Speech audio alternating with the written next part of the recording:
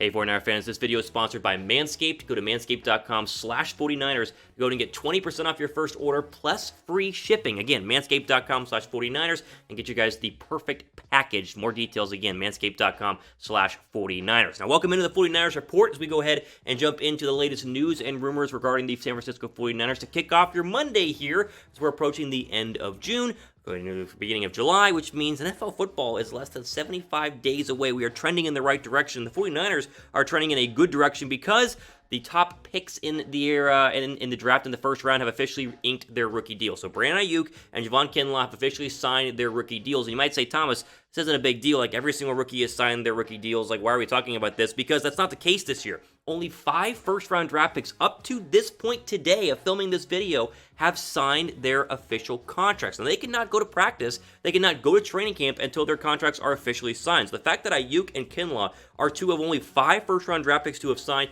is a very, very big deal. Now, obviously, everything going on in the world right now, that the pandemic is probably a big reason why a lot of rookies have not signed, but there are more than 180 picks from the draft, which has 250 plus picks overall, who have not officially signed. Now, talk about the 49ers overall. Getting them both signed to 4-year deals is a huge deal. We'll start with Brandon Aiyuk. There are no details on the money aspects of this. Now, being a first-round draft pick, he'll make quite a bit of money in terms of first-round draft pick versus later-round draft pick, but Aiyuk comes in here inking a 4-year deal. He will have a 5th-year option, which means the 49ers will now have their best wide receiver essentially going into the 2020 offseason in terms of 2020 training camp with the injuries to Richie James Jr. and obviously Deebo Samuel. Many people consider Brandon Aiyuk to go ahead and be that best wide receiver on the roster. Javon Kinlaw is likewise signing a 4-year deal with a 5th-year option, as most rookies do. So he'll get 4 years on his rookie deal and then an option to a 5th year, which is basically when you would re-sign him, as of course many 49er fans fully understand. Kinlaw comes in here as the starting defensive tackle on this defensive line alongside Eric Armstead, and getting his deal done again means that training camp will be starting on time for both of these rookies. There will be no waiting around to get a contract signed, which has happened with rookies in the past. Now, overall, though, and talking about the 49ers, all of their draft picks have officially signed except for Charlie Warner. So Kinlaw, Aiyuk, Colton, and Juwan Jennings have all officially signed their contracts, so they are good to go. We're still waiting on Charlie Warner. He has not signed yet, but obviously the hope is that he is able to get out there and get signed sooner rather than later. We, again, start the 49ers report with this because, while you might just be, Thomas, is not big news. You know, the 49ers are going to sign their players anyway. Training camp is still a month away. The fact that only 5 of the first-round draft picks have officially signed is still very, very interesting overall, and it's something to keep an eye on for other football teams as you get closer to training camp. It's an offseason where you already are not getting to work with your coaches and work at the complexes because of the coronavirus, but if you are not signed by the start of training camp and you miss more days there as a rookie, it can be more detrimental to your rookie year, but that will not be the case for both Aiyuk and Kinlaw. A good start overall to their careers here in San Francisco. Now, I'm very curious to see how many replies I can get to today's pinned comment. So the pinned comment down below, I want you guys to answer this question, which, again, scroll down, you'll see it. Which 49ers rookie will have the biggest impact in 2020 between Kinlaw and Aiyuk? Type A down below for Aiyuk, type K down below for Kinlaw. I think this is an interesting question because when you look at both of them here, both are first-round draft picks, but they're complete opposites in terms of what they do. Wide receiver in a group that is young and upcoming at wide receiver, and then defensive tackle in a group that is the best defensive line in the National Football League. So who will have a bigger impact? Type K down below for Kinlaw, type A down below for Aiyuk. Let me see what you guys think in the pinned comment down below. All right, moving on. ESPN's Field Yates has officially announced or submitted a trade proposal that he thinks the 49ers should go ahead and do. So, Field Yates, you probably know who he is. He has a lot of fantasy football and a lot of NFL Now stuff for ESPN, for the obviously the 4-letter network there. And every offseason, every couple of months, he proposes trades that teams should make. And he had one for the 49ers that involve a wide receiver and the Houston Texans. Now, before I show you the ESPN trade proposal, go ahead and give a shout out to our sponsor for today's video, Manscaped, and manscaped.com. Go to manscaped.com/49ers and you'll get 20% off your first order plus free shipping. They have a ton of great products that they have sent to me and a lot of the guys at Chet Sports. We've all used them. They're fantastic. The Lawnmower 3.0. You can get the whole package called the Perfect Package, where you get the Lawnmower 3.0, you get deodorant down below, you get a travel bag, a lot of great stuff overall. Check them out right now. Link is in the description. We use us specifically for 49er fans. You get 20% off your first order, manscaped.com/49ers, and we'll go ahead and throw in free shipping because I am looking out for you guys. Okay, so here is the ESPN mock trade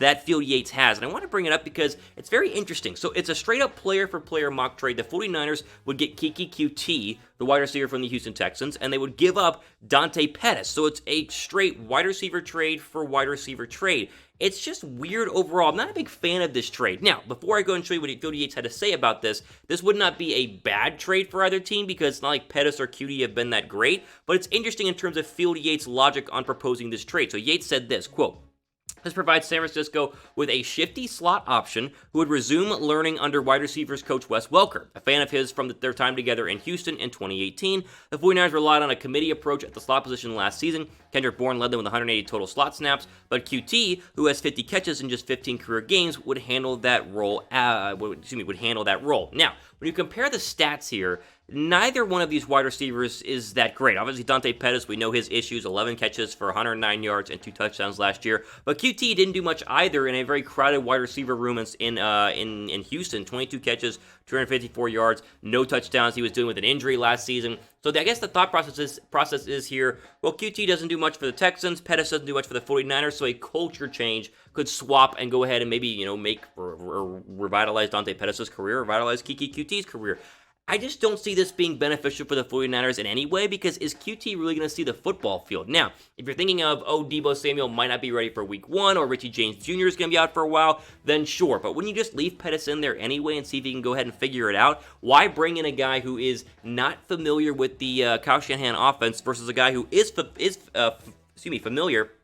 And in the case of Dante Pettis, who has just not been able to perform to the level that many people expected him to be able to perform at whenever he was officially drafted and, of course, played with the San Francisco 49ers. So, would this be the worst trade in the world? No, and I think I can see the understanding why Field Yates wanted to propose it. But if the 49ers did this trade, I would not expect any sort of, crazy production from KeKe Coutee, just like I'm not expecting any sort of crazy production from Dante Pettis here in 2020. Now, who would win this trade if they was going to go down? Who would you think would win? Type 4 down below for the 49ers, type T down below for the Texans. I think neither would win because they'd both just be resulting in a wide receiver that was as bad or if not a little bit worse than the one that they were giving up in the trade. But let me know what you guys think in the comment section down below. Final bit of news here. The 49ers had, I guess, what they call the State of the Franchise event, which I watched a little bit of this past week on Thursday, where they basically did an online thing via the actual official team, where they interviewed a bunch of 49er players on a Zoom call, including Kittle, Garoppolo, Trent Williams, it was Fred Warner, like a bunch of 49ers players were included on this,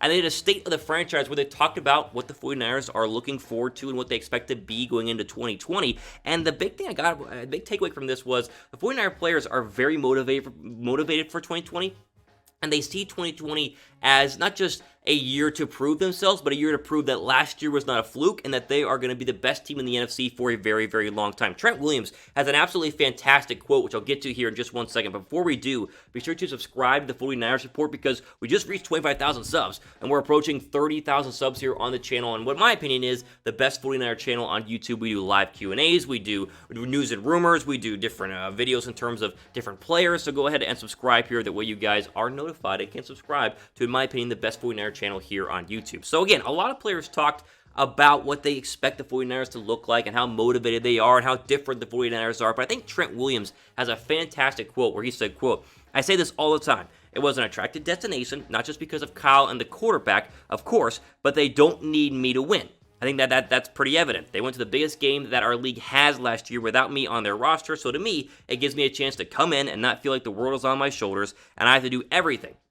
It's just a small piece of the puzzle to a well-tuned machine. I look forward to that part. So it just shows you the attractiveness of San Francisco, not only internally, but to outside players as well who are getting traded or looking at joining the 49ers, not only this offseason, but in the future. Williams says, listen, they don't need me. Like, they did not need a star left tackle in order to be good last year because they already went to the Super Bowl, which takes a ton of weight off of Trent Williams' shoulders, who was, literally in Washington required to be the best player on the football field at a lot of times. Instead, he comes in to a well-tuned machine who literally looks to just play his part, no weight on his shoulders, play well, and of course the Niners will go ahead and do the rest. I think it speaks to the overall culture that Kyle Shanahan, John Lynch, and the 49ers have created in terms of we have a bunch of great players. a bunch of great young players, a bunch of great young, unselfish players. So you come in, you do your job, much like the New England Patriot way, just do your job and figure it out. Do your job, and the 49ers, obviously, as a cognitive group, will take care of the rest. This, to me, just gets me pumped up and fired for the beginning of this season, because not only are the 49ers better than they were last year, but to me, they're even more motivated to show that, hey, no Super Bowl hangover, none of that. And I talked about a lot of that during the State of the Franchise event, but no hangover. We're as good as we were last year. Nay, we're better than we were last year. We're going to prove it to you this year. Just sit back and watch. I think that's what a lot of 49er fans are going to do this season in terms of being excited about what happens in 2020. If you guys are excited about the 2020 season, type me down below in the comments section. Hopefully it's going to happen. I mean, again, right now it's supposed to happen, but you never know what happens with the rest of the world that's going on. But if you're excited, type me down below in the comments section, as I am as ready as you are for the start of the 2020 year. There you go, though. All time we have for today here on the 49ers Report, trying to get you guys updated on the latest news and rumors. The rookies inking their deals is a lot bigger of a deal than a lot of people are going to understand and realize. The media is hardly covering the fact that only 5 of the 32 first-round draft picks have officially signed. 2 of them are 49ers. That's a big deal overall. Obviously, this ESPN trade proposal, just wanted to update you guys on what Field Yates and the national media are thinking in terms of improving the Niners. I don't know if KeKe Coutee does that, but I guess if you hate Dante Pettis, then maybe you're a fan of that trade. And finally, an update on the State of the Franchise event held last Thursday, in which all the players are very motivated and showed just how excited they are for the 2020 season, especially Trent Williams, which I think is a big deal overall for San Francisco. All time we have for today here in the 49ers Report. I am Thomas Mott. We're going to go ahead and sign off. Stay safe and enjoy the rest of your day.